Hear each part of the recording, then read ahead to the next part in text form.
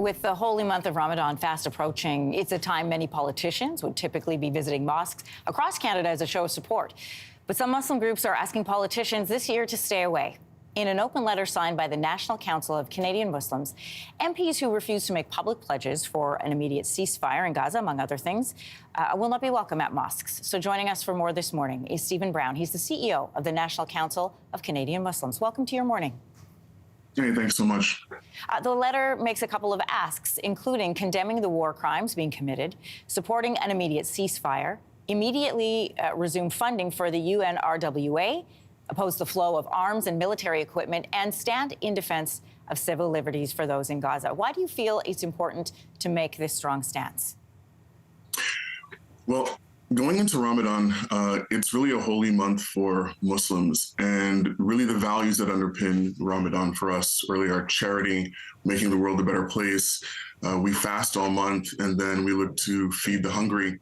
And, when we really look and see what's happening around the world right now, for example, a report came out of 23 agencies, including UN agencies and NGOs, saying that there's 2.5 million people in Gaza who are hungry and over 500,000 are starving.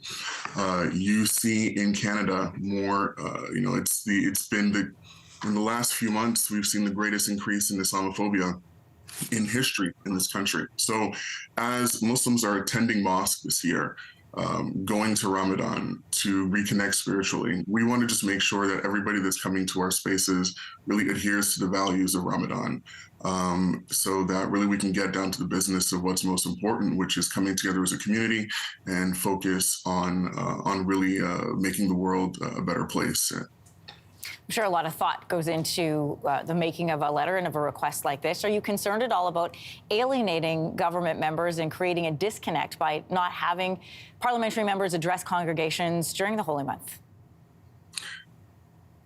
No, absolutely not. The reality is everybody is welcome to the mosque. And this isn't something that just came out of nowhere. This is really something that came out in an organic way from the Muslim community.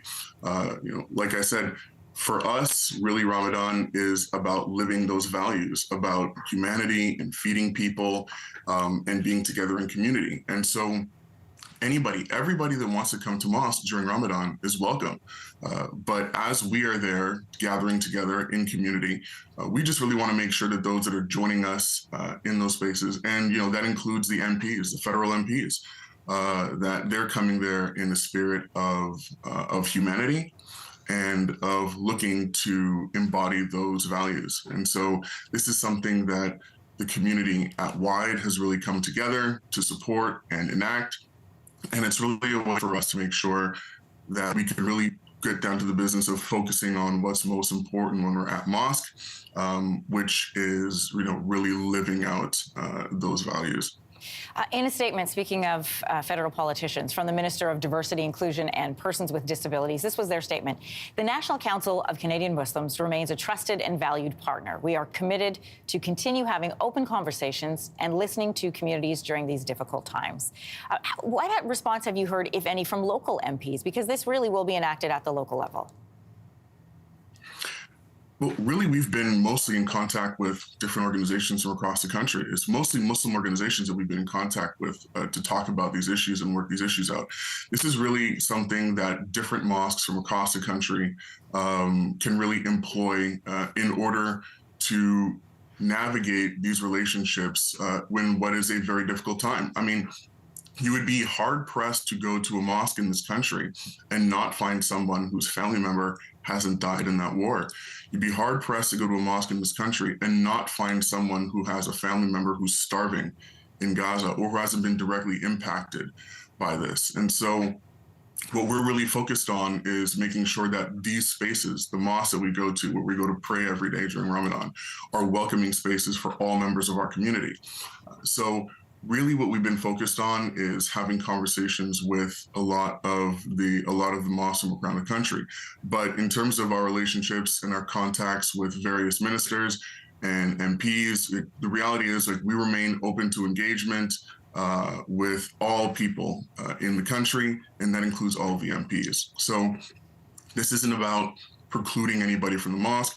This is about making sure that when people do come to the mosque, they realize that this is a very, very difficult time for many Muslim Canadians that are literally watching the news every day and are afraid that, you have 500,000 people that are on the brink of mass starvation. We have 2.5 million people in the most densely populated place on earth that are going into Ramadan, a time of the month that we dedicate to feeding the poor, are going into the month where they're literally under blockade. They cannot get food. And even if we wanted to, we'd have a very difficult time being able to feed them. So really, this comes back to upholding the values of our sacred month. And so, we really want to be able to support our community and work together in order to realize those ambitions. Stephen, I want to thank you for coming on today. Hey, thanks so much for having me.